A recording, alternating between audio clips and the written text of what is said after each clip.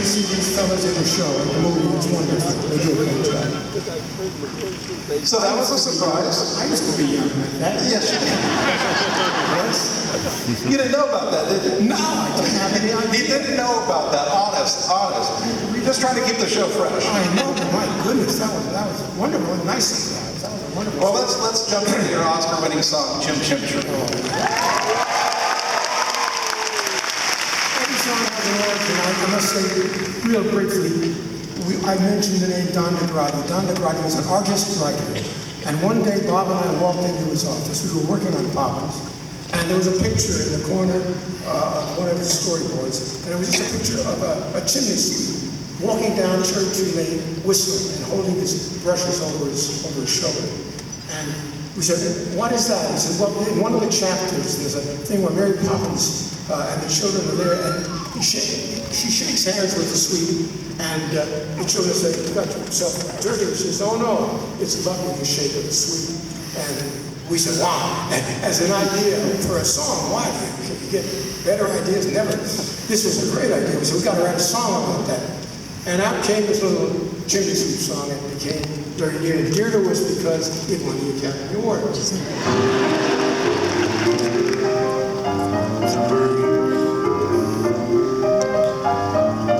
Chim chimney, chim chimney, chim chim chiree, a sweep is as lucky can be. Chim chimney, chim chimney, chim chim chiree, good luck will roll off when I shake hands with you. Or blow me a kiss, and that's the beat.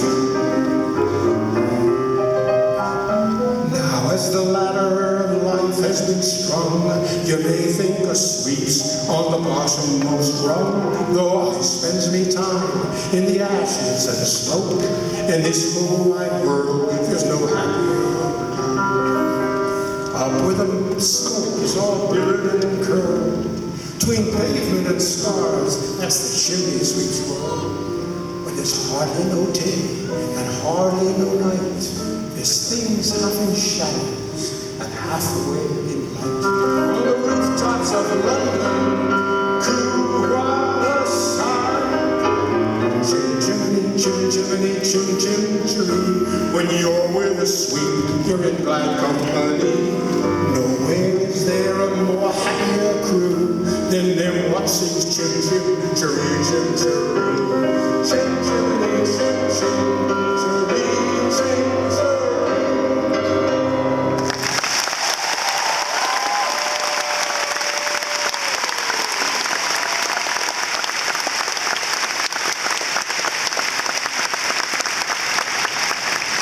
Richard, now let's talk about a song that I know is very near and dear to you, Feed the Birds. Oh,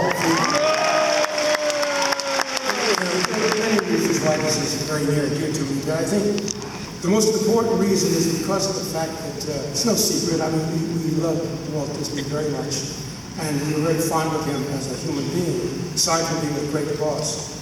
And when we first played our ideas for Mary Poppins for Walt Disney, we played this song among a couple of other things that we'd written that we thought would work nicely for the picture. And we did a lot of talking that day. And I remember at the end of this meeting, a long meeting, he said, play me that Bird Lady song again. So I played it again.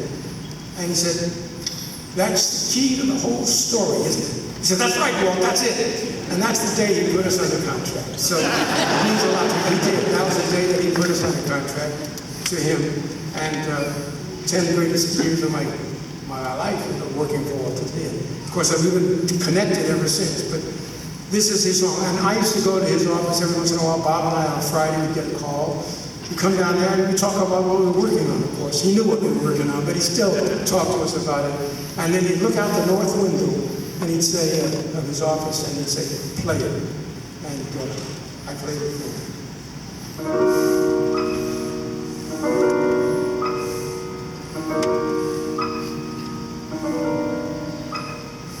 Early each day to the steps of St. Paul's, the little old woman comes. In her own special way, to the people she calls, come buy my bags full of crumbs. Come feed the little birds, show them you care,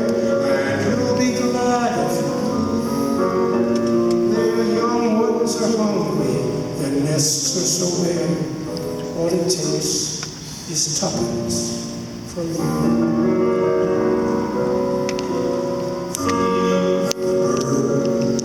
Tuppence, tuppence, tuppence, tuppence a bag. Feed the birds, that's what she cries. While overhead her birds fill the skies. Around the cathedral, the saints and apostles look down as she sells her wares. Although you can't see it, you know they are smiling each time someone shows that he cares. Though her words are simple and few, listen, listen, she's calling to you. Feed the birds, tuppence a bag. Tuppence, tuppence, tuppence a bag.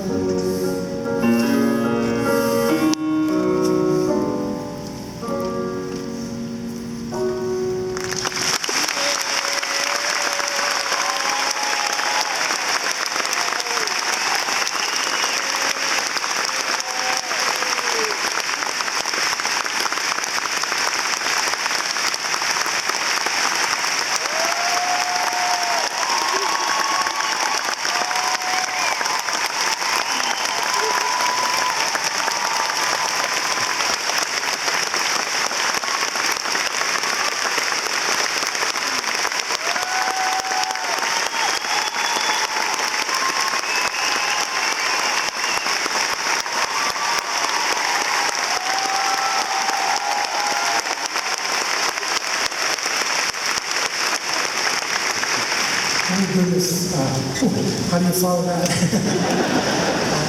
Well, we could tell them what happened to us when we did that at Disneyland. Oh, well, let's tell them about that. Walt's 100th birthday was about 12 years ago. You had produced a show, and we had a lot of the Imagineers came out and did speeches and talked about the projects and things that they had created. In the honor of Walt, we were dedicating the wonderful statue by Blaine Gibson of Walt and Mickey. Is that up there? It's coming up. Oh, it's a picture where it's a beautiful partner statue. And we were dedicating it, and I remember I was asked to do songs we written for the park, some of the songs we written for the park. So I played several things. And at one point, and there were 2,000 people in the street that day, in Main Street. And I was up on a riser with a white piano. At one point, I turned around, there was Walt and Mickey right behind me. I said, folks, this next song is not for you. It's really, I'm doing it for Walt. This is his song, and I used to like to play it for him. And I proceeded to play Feed the Birds. And I got to the very end of it, where just tuppence with a little run on the piano. And one bird out of a cloud in the sky comes swooping right down over where I was playing the piano.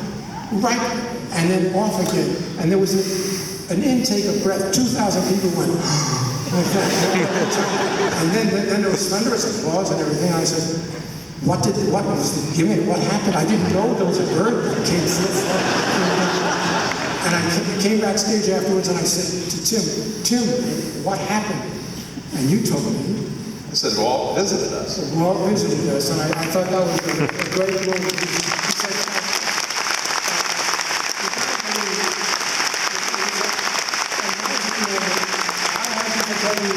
that it happened until I saw the videotape. And there it was, one bird flew down out of the sky. And one time you told the story and you said the bird sat on the piano and winked at me. And I said, that's going a little far. But he did fly over. He really did. And I always feel Walt he's with all of us. That's true. Well, speaking of Walt, let's close out by playing one of Walt's favorite songs. And it's a song that you wrote for Walt for an attraction that shows off Walt's great optimism. Oh, so right. let's close with that. He was the futurist of all time, and we did a song for an attraction called Carousel of Progress. And we did a film, but it goes something like this.